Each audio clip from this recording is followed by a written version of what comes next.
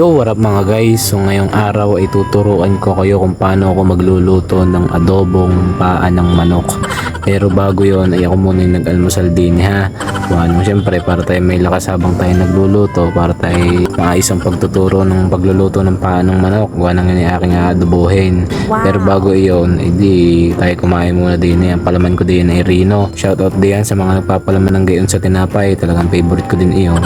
At bago nga iyon mga guys, tayo pinibili ng mama. Sabi, Dave, bili mo nga ako diyan ng creamer para ako magkakape na. At yun na nga mga guys, kinuha ko na din yung sukli. Hindi na natin ibabalik kay mama. At na ibubulsa. De, joke lang. At yun na nga mga guys, pagkatapos na yun ako inutusan ng mami. Sabi sa akin, ikunin ko daw rin mga damit. Gawa ng arin nilabahan niya kahapon. Sabi sa akin, hindi daw rin naarawan nung kahapon kaya ilabas ko daw. Sabi isalansan ko daw din sa sampayan para mainitan.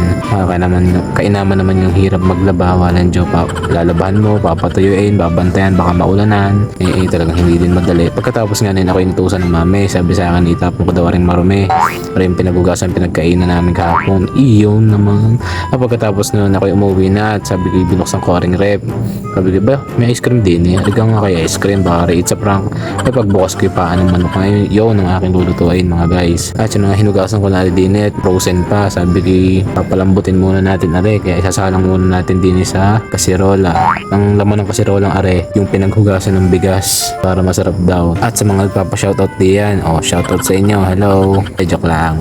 At yun nga mga guys, atin na rin isasalang din sa labas kaya rin binitbit ko na din sabi ko mapalambot na are. Kinama na matagal din na rin palambutin mga guys. Pero bago yun, rin yung lalagyan muna ng bawang kasi yan mga guys ay pampalasa din. Tapos lagyan nyo ng buhangin. Hindi, joke lang, paminta yun. Tapos tatakpan ninyo para lumambot. Pagkatapos ay mag-iimis muna tayo ng bahay habang pinapakulo yun at matagal-tagal nga yung pakuluin. Di rin nakakita ko din ng pangsukat. Sabi ko nag-ari, ay pala yung pinangsukat sa inches of the earth. Hindi, joke lang. At yun mga guys, sinimulan ng mami magwalis at talaga namang napakakalat ng aming bahay. Pasensya na kayo ha. Kaya sa mga bibisita din alam niyo na pagkakakalat ng aming bahay. Pero minsan lang naman yun. Gawa ng si mama lagi naglilinis. Pagkatapos nga na yun ako nakakita din ng agew tsaka ng tiyanak. Joke lang. At yun na nga kulong-kulo na ang ating pinapakulong manok. Pagkakita ko, pagkalabas ko, makikita nyo ga, iyan ay aawas na kaya yan ay inyong laging babantayan at yan po ay umaawas kapag may taklob. Kahit pamahina ang apoy, basta ay may taklob yan ay aawas. Ayan, bantay sarado dapat yan mga guys. Kita nyo ga, para gan nag-ihi. At yun na mga guys, pagkatapos na yan, tatagtagin nyo yung mga maduduming bula.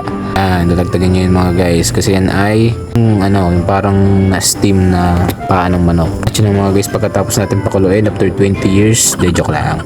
Ayan, kapag halos ganyan natatagtag na yung buto, pwede na yan, malambot na. Then yun ang lagyan niya ng pampalasa mga guys. Tapos yan, nagsimula na ako maglagay dyan ng babae.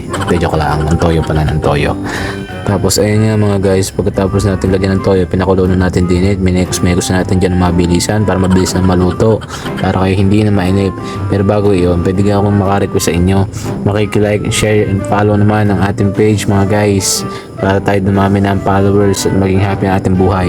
At yun na nga, pansin nyo ka, ngayon ako naglagay ng sibuyas. Ayaw ko sa mami, ba't ka ngayon pinalagay? Naglagay na ako diyan ng suka. Depende sa preference nyo kung gaano kadami, bahala na kayo.